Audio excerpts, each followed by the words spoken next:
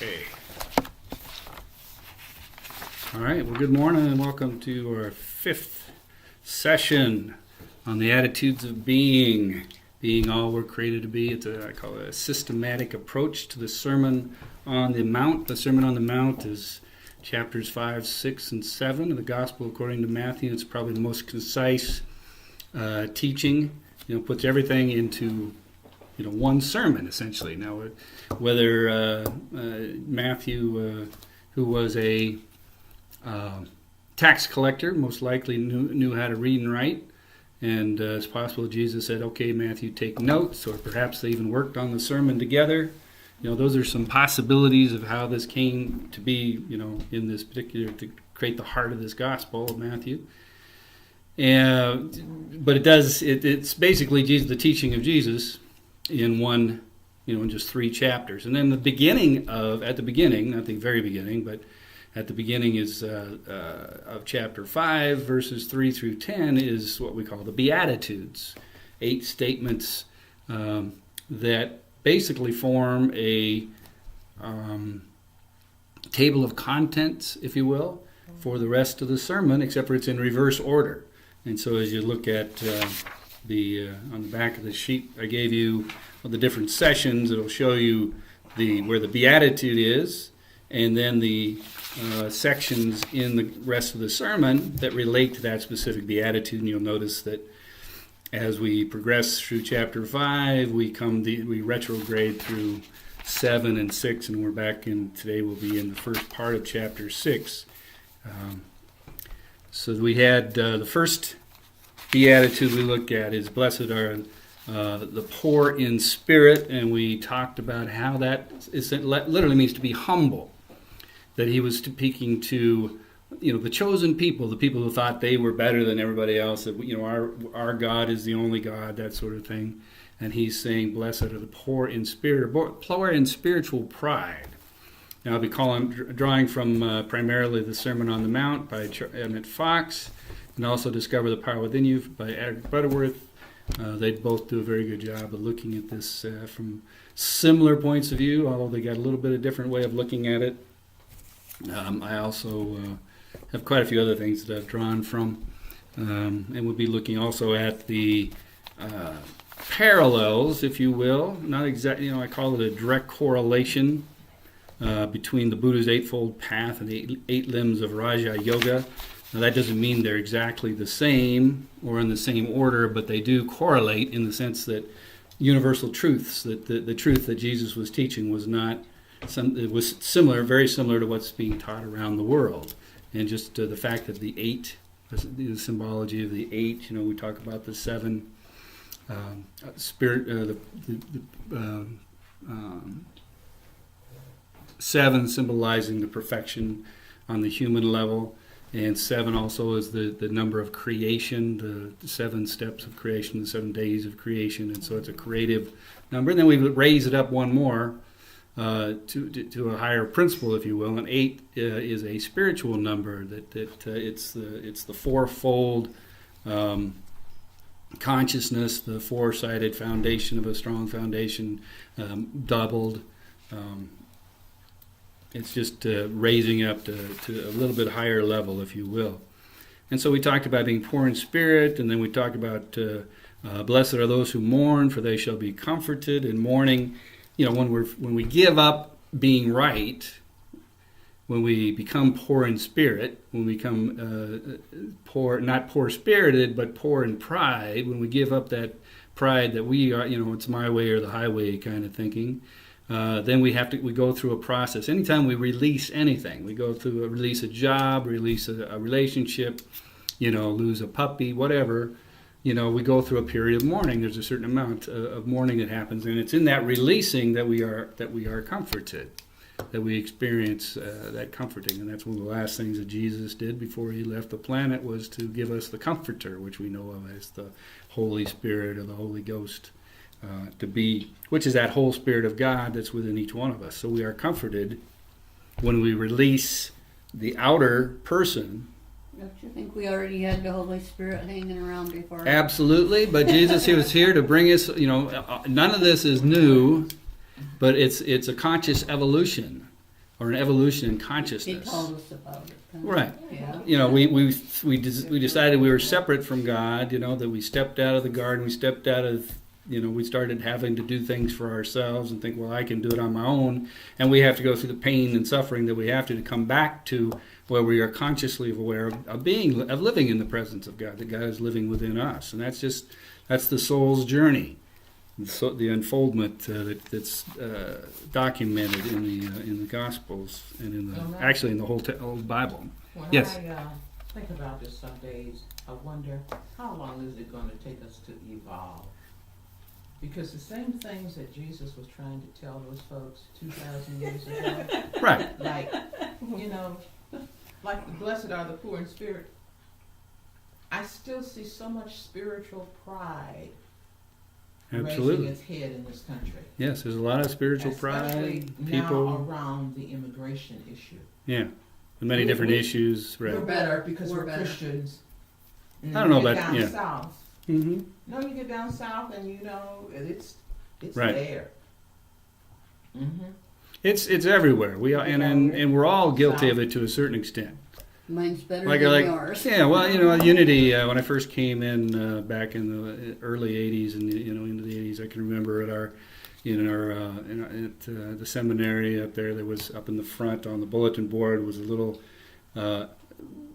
bumper sticker kind of thing with an arrow going up that said "Unity is the way up." Mm-hmm. Unity is the way up, right? Mm-hmm. So that wasn't that spiritual pride. Mm. I look at that as being spiritual pride as well. Unity is not the only way. We are a way. We are a way, right? We are a spiritual path that leads toward a greater realization. And answering the question as to, you know, when are we going to be done, I don't think we're ever going to be done. It's a process. And as long as we're making progress, you know, and that's one thing I like to talk about from time to time, just in my lifetime, the progress that we've made. You know, when I was born, Martin Luther King was graduating from seminary. When I was 18 months old, Rosa Parks sat on a bus. You know, you can think about. None of us can remember that per se, but we can. We've heard enough about it to understand what was going on at that time, and things have changed, right? I mean, it's gotten better. It's not perfect. I don't think it got better. Well, we've had some progress. We've had progress. That's why I say it's not as good as it can be. Yeah. We're going to continue to progress, and that's what we got to keep focusing on is progressing, and not falling backwards. Which we do. You know, it's just 2 steps forward, 1 step back. That's just kind of the nature of things. And eventually, when we get there, well, then what happens when we get there? Then there's got to be somewhere else that we got to get, right? So it's a continual process. We're never going to be done, as far as I'm concerned. At least not in this lifetime. It may be somewhere in the far distant future. Yeah, I don't think in any lifetime, because people always talk the same thing from their families and origin, so there'll always be that yin and that yang to me. It will evolve, but Right. it's an individual thing to me.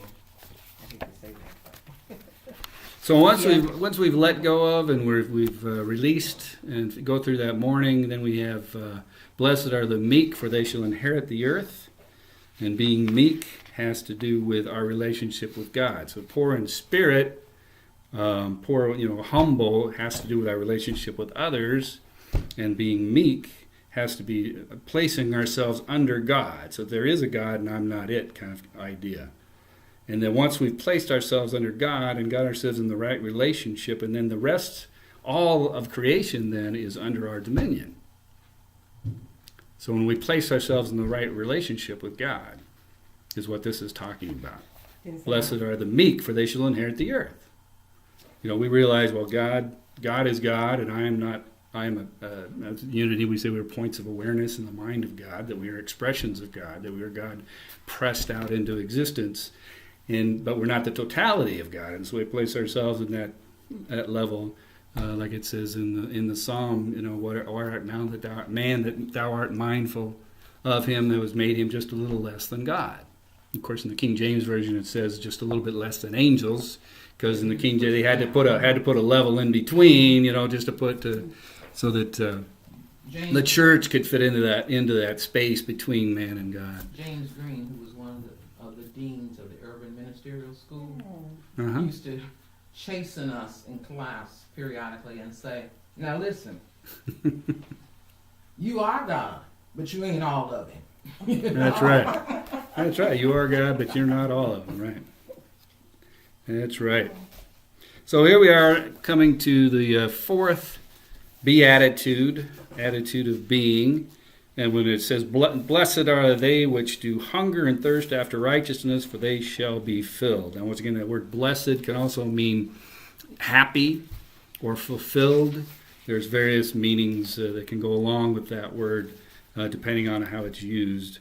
And here, Emmett Fox talks about that word righteousness, which is one of those words that we get this idea of being righteous. We think of somebody who is spiritually, superior, and lets you know about it, right? They're being righteous. Well, that's not what's meant by this. Righteousness means, he says in the Bible, not merely right conduct, but right thinking on all subjects and in every department of life.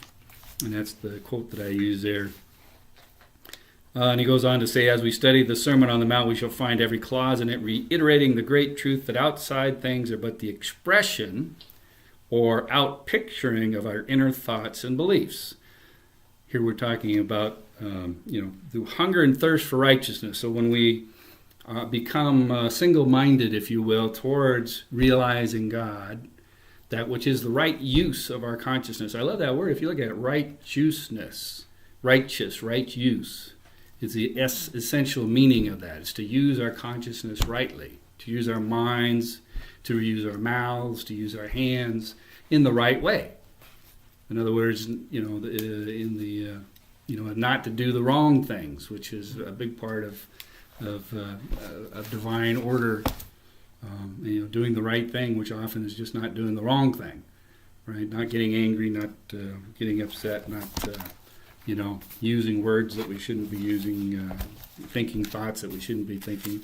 To be positive, to be in this particular, my essence, the attitude is being positive, affirmation, building a positive growth consciousness. That's what this is all about. Hungering and thirsting for righteousness, the right use of our consciousness, and we will be filled. And we will be filled. Emmett goes on to say, Jesus will constantly tell us in these discourses that we have no direct power over outer things because these outer things are but consequences, or if you like, resultant pictures of what goes on in the secret place. A little later we'll go on into the sermon where he talks about praying in secret, etc., etc. And that's what, that's the part of the rest of the sermon that relates to this particular beatitude. So we have no direct power over outer things. I can't control you or other people, places, and things. The only thing I have any control over is myself, what I think, say, and do, and I have precious little control over that. And so this is what the focus is here. That's what we're hungering and thirsting for, is the right use of our consciousness, to think good thoughts, to speak good words, and to do good actions. Yes? My daughter has to drive about 45 minutes one way from work to home. Uh-huh. And the other day she said she was driving and she was worrying about, oh my God, I don't know how I'm going to make this. I was depending on that child support money, and it hasn't come for a while. Yeah. I'm just so, and she's thinking out loud. Right. And in that space of a minute, she heard the universe speak back to her and say, you're not depending on that. You're depending on us. Depend on God, yeah. But we can get caught up in the negative thinking, it's not, at least it was a how, it wasn't, oh, I can't. It was a how am I going to, right? And that's what I heard you saying, how am I going to make it? And that's opening the door to, okay, there's some other source besides the paycheck or the rent, or the alimony or whatever, that there is some other source. Child support. Yeah. She goes on to say, the great law of the universe, however, is just this, that what you think in your mind, you will produce in your experience. As within, so without. Of course, you've all heard that before, right? As within, so without. So if we don't like what we see happening around us, what needs to change? Our thinking. Our thinking, us. Now, that doesn't mean we don't change things around us. That doesn't mean we don't have some influence. That doesn't mean we don't take action. That doesn't mean we don't, make phone calls or whatever it is we're drawn to do. But first, we have to change what's going on inside of us. Because when I see things that upset me or don't seem to be going the way that I think they ought to be going, well, that's a sign for me, that I like to talk about watching the news and reading the newspaper. And today, of course, it's going online and seeing all these things, the whatever they call them. But anyway, I see those articles, if you will, as sources for my prayer list. Things that I can be praying about. Okay, how do I see beyond the appearances of conflict and dis-ease and poverty, etc., to see the truth of God in this situation? And when I can come from that point, believe that it's happening. And believe that it's happening. And when I can come from that point, then I can take righteous action. First, I have to get right inside myself, to hunger and thirst for righteousness within, and then I can be helpful in my outer actions. But if we go out with anger and resentment and fear and guilt and all those other negative emotions, then we're just going to create more chaos. He goes on to say, if you want spiritual unfoldment and growth in the knowledge of God, you must think spiritual thoughts, God thoughts, and give your attention, which is your life, to God rather than to limitation. We have to give our thoughts to God instead of limitation. Now, of course, Emmett Fox is the author of The Golden Key. Y'all know what the golden key is. Whatever the problem is, take your mind off the problem and put it on God instead. And once we put our mind on God and see God as our source. Do we have any of those pamphlets around here, the Golden Key? Golden Key, I think I saw some on the rack over there. Oh, really? Hopefully. I was just reading, and it's funny how things come together, but their eyes were on God, the author. Mm-hmm. Their eyes were on God, okay. Their eyes were watching God, I think Yes. it was. Yeah. Okay. And there was an article in the Time magazine about the author. Okay, that's a book. I'm not familiar with that one. For some Yeah, reason. I think Oprah Winfrey did a movie on that. Oh, did she? Okay. Yeah. It's an African-American woman author from Florida. Yeah. Okay. Mhm. Their eyes were on God, yeah. That's a good one. Their eyes were watching. Watching God, yeah. So Eric Butterworth, in his book Discover the Power Within You, talking about this particular beatitude, talks about how Jesus deals with attitudes and not platitudes. Eric's really good with that kind of stuff. He talks about Jesus didn't talk about conforming, but transforming. He uses that sort of play on words quite effectively. Jesus deals with attitudes and not platitudes. It is right attitudes that make the successful man. It is right attitudes that make and sustain good health. It is right attitudes that enable a person to overcome alcohol, smoking, eating, etc., etc., etc. He goes on to say, to hunger and thirst for righteousness is to want to be helped and healed to the extent of renewing the mind. So to hunger and thirst for righteousness is to want to be helped and healed to the extent of renewing the mind. That's basically what I've been saying, to renew the mind. In other words, to think again, to think new. In other words, to stop thinking the negative, destructive, conflicting, lacking, limiting thoughts that tend to fill our minds when we let them, to start thinking new, to think about the positive, the affirmative, the uplifting, the constructive, the that which is helpful. Now, we can rise out of the gutter of life, but first we must think out of gutter thoughts. And in this story I'm going to share during the lesson here today. So, also using Prayers of the Cosmos. I don't know if you're familiar with this. Neil Douglas Klotz. This came out back in the early 90s.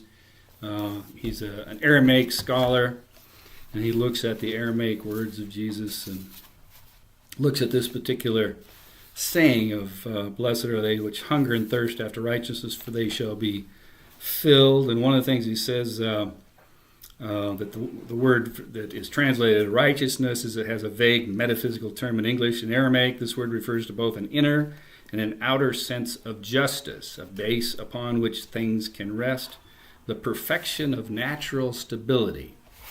So the righteousness, the perfection of natural stability. He talks about hunger also meaning to turn the mouth towards something, to long for strengthening the physical being. So to hunger and to thirst is to long for something. We kind of get that idea. And he translates this one. He does it in 5 different ways, but one of them he says, "Healthy are those who turn their mouths to receive a new birth of universal stability." So instead of "Blessed are they which hunger and thirst after righteousness," he says, "Healthy are those who turn their mouths to receive a new birth of universal stability." Just a little different way of thinking about that. You know, a universal stability. So, Wouldn't that be nice? yeah, if you think about it, because the Yeah. negative, destructive, we're creating chaos. Yeah. The constructive, positive, affirmative, we're creating stability. Right, but the word that strikes me is receive. Receive. You gotta receive it. To receive a new birth. And what's his name again? Cross is the last name? Neil Douglas Klotz. I got one from Klotz. Oh, Douglas Klotz is a hyphenated last name. Wait, K-L-A-T-Z? Klotz. Neil Douglas Klotz. Oh, you did? I used to get his name Yeah. mixed up with Neil Donald At Walsh. the but yeah. beginning of the class, Matthew had a list of. It's on this. It's on this sheet actually. Suggested reading. It's on the bottom of the sheet there. Oh, okay. Yeah. Oh, sure. Healthy are those who turn their mouths to receive a new birth of universal stability. That's on the sheet there, on the front side of the sheet too. Yeah. So that brings us to the rest of the sermon. So verses 6:1 through 14, or 16 actually. Where is that? 18. 6:1 through 18 talks about prayer, right? He says, "Beware of practicing your piety before men in order to be seen by them, for then you will have your reward from your Father who is in heaven. Don't give your alms out on the corner," that sort of thing. When you pray, don't be like the hypocrites. Pray to your Father who's in secret. Your Father who sees in secret will reward you. Don't heap up empty phrases as the Gentiles do, because your Father knows what you need before you ask Him. Excuse me, I'm being a little mischievous right now. Okay. Don't give your alms out on the corner. Yeah. You know where I'm going with that. Yeah, okay. I don't. All those folks who can feed me, Oh, I'm that's going yeah. to go work for food. Yeah. Sorry, you're out of business. Can't stop for you. There's one on my way home every time. Mm-hmm. It's not the Yeah. same one all the time either. Well, it's actually saying don't pray like the hypocrites standing on the corner. And when you give your alms, don't sound a trumpet before you, as the hypocrites do in the synagogues. In other words, do it in secret. It's not about. And how many people do you know that I've not seen this? I've been in enough churches and seen enough people that they do a lot of great work, but they also make sure everybody knows about it, right? And it's nothing they ever do. Nothing that they brag about it. They get their names on things. Well, and that's not bad. Churches have taken advantage of that by having the Right. offering table, where everybody gets up and comes around and drops the money in. We got, and I don't, we do these things in times, where they have leaves on the tree and you got somebody's name. That's good fundraising technique, but it's also not being as spiritual as we could be in this context of giving without, we've received by having our name on the wall, and that's what we're receiving, and that's fine.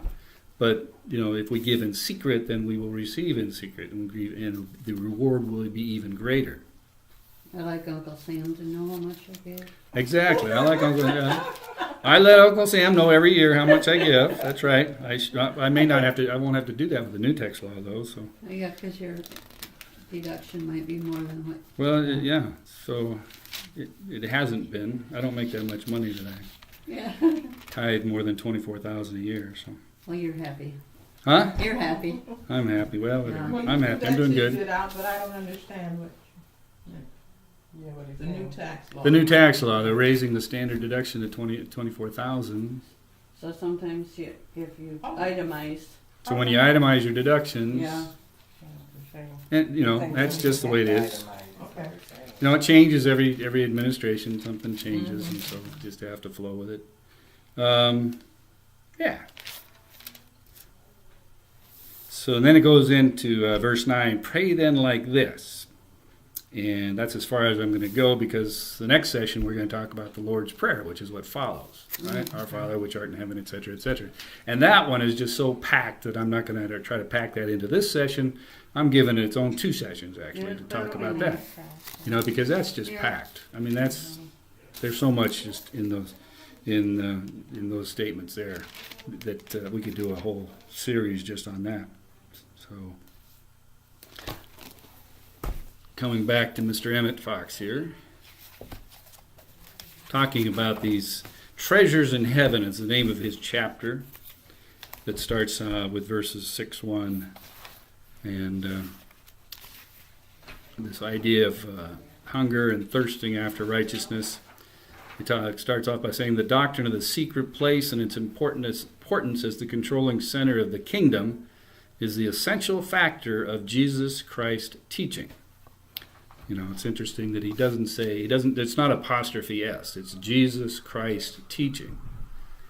So he's kind of taken that away from an individual to a philosophy, if you will, which, you know, there is some debate about whether Jesus really existed, or if it wasn't a composite character, or, you know, that it was a rewriting of the Old Testament in New Testament terms. There's some belief from the Dead Sea Scrolls, or some evidence from the Dead Sea Scrolls of the sons of light. There's a phrase I just fell out of my mind there. You know, that parallels a lot of what is Jesus' teachings and the life, the story of his life. So, but anyway, this essential factor, the Jesus Christ teaching. So we're taking it away from the personality, if you will, and giving it to that principle. So what did you said, the doctrine of the teachings of the Jesus? The doctrine of the secret place and its importance as the controlling center of the kingdom, in quotes, is the essential factor of Jesus Christ teaching. Okay? Man is the ruler of a kingdom, although in most cases he knows it not, that we are the ruler of the kingdom. We each have a kingdom, right? Within us, yeah. We have a kingdom within us. What we think, what we say, what we do, we are in complete control of. Absolutely. Well, we try to be anyway. We have some influence over it. Sometimes thoughts run into my mind. I say, where did that come from? Right. We don't control them necessarily, but we can control the ones that we hang on to. You know, that's the law of mind action, or law of mind in action that, you know, we talk about. Thoughts held in mind produce after their kind. We can choose whether we hold them in mind or not. Just because they pass through our minds doesn't mean they're going to create after their own kind. It's only when we empower them by holding on to them, and then empower them by placing our feeling nature with them, that they get expressed out into the world. So man is the ruler of the kingdom. Kingdom is nothing less than the world of his own life and experience. Here's where he talks about the Bible is the book of every man and woman, of everyone. It is primarily a textbook of metaphysics, a manual of the soul's development. The term that I like to use is the soul's journey, and done a series on that, the soul's journey, looking at the Old Testament as, you know, the Old Testament and the New Testament through Revelation is all the soul's journey from when we first become aware of ourselves as individual beings by stepping out of the garden until we consciously enter into the awareness of the presence and the power of God active in our lives, you know, in the New Jerusalem in the book of Revelation. So it's the soul's development. He uses the term soul's development. I would say it's the soul's journey. And that everything in the Bible from Genesis to Revelation is really concerned with that development. That is to say, the spiritual awakening of the individual. The spiritual awakening of the individual. I would say that most people in unity are have awoken spiritually, but do we stay awake? Yeah, are we woke? I know that's the phrase today now, isn't it? Yeah. Are you woke? You know, we're woke. I don't think that's the right way to say it. If some young person were here, they would probably look at me with crossed eyes. But, you know, are we woke? Do we stay awake? See, that's, you know, I look back at, I grew up in the 60s. I grew up in the 60s, and people were waking up, you know, and we basically saying the same thing. We're awakening, but then a lot of people went back to sleep. You know, they got jobs, you know, started making lots of money, and they, you know, they started making lots of money, and they became, you know, capitalists, and, you know, and My daughter and her generation, all that stuff. her friends, uh-huh. call it conscious. Conscious. Well, you know, so and so and so. Yeah, we used to know them when they were conscious. Oh, I hadn't heard that. Mm-hmm. I didn't either, but that's funny. Yeah. Yep. Oh. And on page 87 here is the quote that I use in the sheet here. It says, "When you know the truth of being, you are as a literal fact and not merely in a rhetorical sense the absolute monarch of your own life. When you know the truth of your being." That's when we go from being victims, of circumstances and of people, places, and things, and being controlled because that's how I grew up. And if you'd had my parents, or if you'd have gone through what I went through, we're victims of the circumstances. When we become aware of the truth of our being, we are literally and not merely in rhetorical sense the absolute monarch of our own lives. Right? We can take all that stuff that happened before and say, okay, well, that was the fertilizer, that was the fertilizer that helped me with the new growth to being woke, being aware, being spiritually awakened. There's so much good stuff. If you haven't got a copy of these two books, as far as basic unity books, Discover the Power Within You, and Emmett Fox's Sermon on the Mount, those two are... And that one, which one was that? Out in the valley? Emmett Fox, No, Sermon on the that Mount, one? and Discover the I Power have Within that. You. That one, just the very last. The last part was just out of the Emmett Fox. Oh, the Sermon on the Yeah. Mount. Okay. The Sermon on the Mount, and then the Discover the Power Within You. He also talks about this part of the sermon in a chapter he calls the Forgotten Art of Prayer. And he talks about Albert Einstein, who refers to one law which contains the sum of all the mathematics and physics that have proved true about the universe. Einstein was working on the unified field theory, basically all bringing everything into one, the whole universe into one calculation. They're still working on that. Yeah. To me, it's love. The only existence is love. God is love. Gravity is just matter's love for matter. The bigger the object, the more love it has, right? Brings to it, yeah. Yeah. He says that this law is a positive force for good, and that we tune in on its infallibly perfect working by the power of thought and prayer. And he goes on to say this is the key to understanding prayer and the prayer idea that Jesus outlines. Prayer does not deal with a capricious God. It is a technique for achieving unity with God and His limitless life, substance, and intelligence. So what I like to say is prayer does not change God. Prayer changes the prayer, right? So, or prayer, I guess prayer, right? So my prayers don't change God, but they can change me. And they don't necessarily change the object of my prayer, the people I'm praying for, the prayee. I don't do it, but I can hopefully create that energy around them that they can tune into. Now they're the ones that have to choose to tune into that energy. He goes on to say, prayer is not something we do to God, but to ourselves. It is not a position, but a disposition. Remember the play on words he likes to do, right? It's not a position, but a disposition. It's not flattery, but a sense of oneness. It is not asking, but knowing. It is not words, but feeling. It is not will, but willingness. There's just so much good stuff in these. One of the things that Emmett says earlier in this book about prayer is that we don't pray to God, we pray in God. So we're not praying to something separate from ourselves, but we get into a consciousness of God in prayer. Mm-hmm. And once we achieve that union, which brings us to Raja Yoga and the 8 limbs, and the fourth limb is pranayama, or the breath. So we started off, there's yama, which basically means stop doing what you're not supposed to be doing. And there's niyama, which means start doing what you're supposed to be doing. And then there's the asanas, which are the positions. Now, if we think of, if we think of yoga, most people think of yoga, you think of, people doing these pretzel positions or pretzel poses or whatever, right? That's just one aspect of the 8 limbs of Raja Yoga, and Raja Yoga is just one of the 4 main branches of yoga. There's Karma Yoga, which like Mother Teresa, doing good works. And then there's jhana yoga, which is basically thinking good thoughts and understanding the nature of reality. And then there's Raja Yoga, which is the royal yoga, if you will. And there's a fourth one that I'm trying to remember right off the top of my head, but I'm not for some reason. What did you say the second one was? Karma. No, that's, oh, okay, the First one's Karma Yoga. And then there's do it, and then there's the not. Oh no, there's the not do it, and then there's the do it. Well, that's the 8. One. Yeah. All right, I have karma. I'll have to look I have this up Raja again. Yoga. What's the other? It starts with an R. Well, there's Raja, That's the royal. the royal yoga, or the meditation.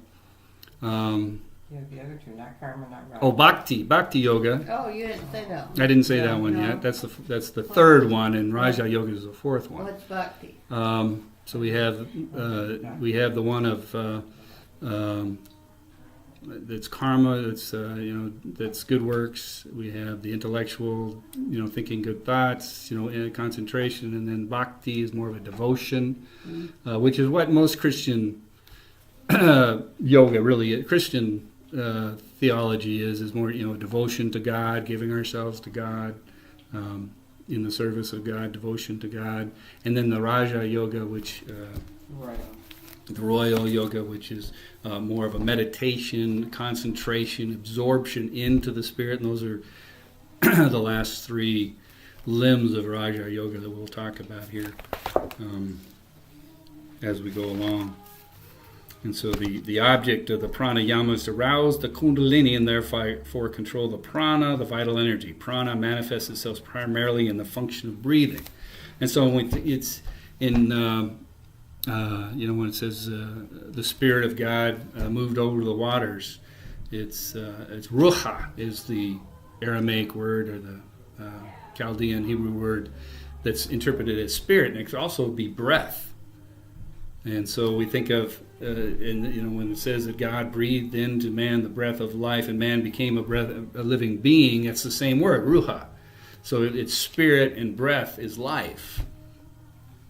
And so prana is spirit or breath, and it's a focusing in on that life energy within us. So it's the beginning of the meditative process. When we talk about relaxation, concentration, meditation, realization, and thanksgiving, the basic 5 steps of the meditative process in unity.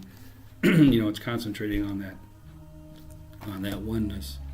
And then in the Eightfold Path, right action, this is the Buddha's Eightfold Path. We have, don't have time to go into this, but we have the 4 noble truths, and then we have the middle path, and then we have how we get to the middle path being the Eightfold Path of the Buddha. And we've talked about right understanding, right thinking, right speech, and now we're talking about right action. And often it's just not doing the wrong thing. Right action often is just not doing the wrong action, not being harmful but being helpful. And we've been talking a little bit about that as we pray and as we meditate and as we affirm, to affirm the right things, to be thinking and speaking in the right way, in the positive, affirmative, building up way. So there's parallels between all the world's religions that come together. Yeah. And Jesus, is really summarizing all this in a beautiful way.